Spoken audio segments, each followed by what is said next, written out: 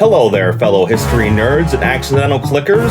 You found yourself in another episode of the American Presidency Unfiltered. I'm your host, Brad Pitzl, and today's episode is brought to you by, surprise, not a whiskey brand, but it should be, because today we're talking about the time that Abraham Lincoln, yes, Honest Abe, top-hatted titan of democracy, freer of slaves, winner of wars, owned a saloon. Yep. Lincoln once served up shots before he served up speeches. And no, this isn't historical fan fiction. It's actual U.S. history. Just the type that usually gets left out of textbooks because it's a little saucy. Let's take a walk down the whiskey-soaked floorboards of early Illinois' frontier life and discover why our most moral president had a liquor license. Today's episode is brought to you by politicaltradingcards.com. Grab a piece of history with the latest trading cards from the left and the right. politicaltradingcards.com. Let's rewind to the 1830s. Lincoln is not yet the stern-faced leader immortalized in marble. He's in his 20s, lanky and a bit awkward, and still trying to figure out what he wants to do when he grows up, kind of like most of the people on LinkedIn. He's living in a place called New Salem, Illinois, a village that had more barrels than buildings and more whiskey than water. Lincoln, ever the dabbler, had already tried his hand at being a store clerk, a postmaster, a rail splitter, and even an amateur wrestler. But in 1833, he and a guy named William F. Barry decided to try their luck in business together. And what's the most logical business two broke guys with minimal experience could launch? A tavern, of course. Their establishment was officially called Barry and Lincoln, and it was part general store, part saloon, what we now call a grab and guzzle. They sold groceries, hardware, and yes, plenty of booze. Lincoln even co-signed the liquor license on January 6, 1833. That authorized the sale of spirits, wine, and beer in quantities less than a quart, meaning this was not a place where you just picked up a bottle and left. You probably drank there. A lot. Now here's the thing. Lincoln wasn't exactly known for partying. In fact, he was famously a teetotaler. The man didn't drink, so why open a saloon? That's like a vegan opening up a steakhouse.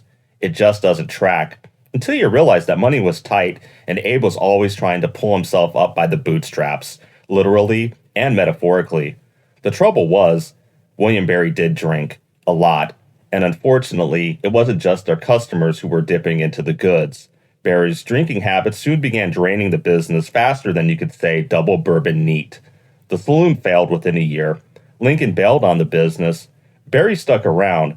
And by 1835, Barry died, leaving Lincoln saddled with more than $1,000 in debt. That's about $30,000 in today's money. And here's where Lincoln really earns the honest part of his nickname. He paid off every cent, even though bankruptcy was an option. It took him years. That's really integrity with a hangover. Let's be clear, we don't have proof Lincoln ever stood behind the bar pouring shots. Most historians agree that his role was more co-owner and business partner than actual bartender. But he still held the license, he still co-signed the papers, and technically, he still profited briefly from the sale of alcohol. What's wild is that just a few years later, Lincoln gave one of the most powerful speeches of his early career to a temperance society. That's right, he advocated for sobriety after co-owning a bar. In an 1842 address to the Washington Temperance Society, Lincoln spoke about persuasion, empathy, and the dangers of drinking.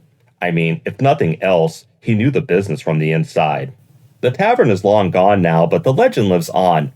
There's no marker, there's no bronze plaque that says, "Here stood Abe's House of Hooch." But historians and biographers like Doris Kearns Goodwin and David Herbert Donald all mention the venture. And while Lincoln probably would have preferred we forgot this episode, I'd like to think it's an important one. It shows us that greatness isn't just born, it's brewed, sometimes badly, and it leaves you with a tab that you're stuck paying off for years. So what's the takeaway? Even Honest Abe made questionable choices. He partnered with the wrong guy, got into debt, sold something he didn't even consume, and he failed, big time. But instead of running from it, he owned it. He paid his debts. He learned, he moved on, and he didn't let one bad business decision keep him from changing the course of history. I don't know about you, but this gives me hope. Whether your side hustle flopped, your business partner ghosted you, or your Etsy shop is not taking off, remember, Abraham Lincoln once owned a saloon, and still ended up on Mount Rushmore. Thanks for listening to the American Presidency Unfiltered. If you like this episode, please rate, review, and share it with someone you would appreciate knowing that Abraham Lincoln may have poured shots before he shot down slavery. Catch you next time.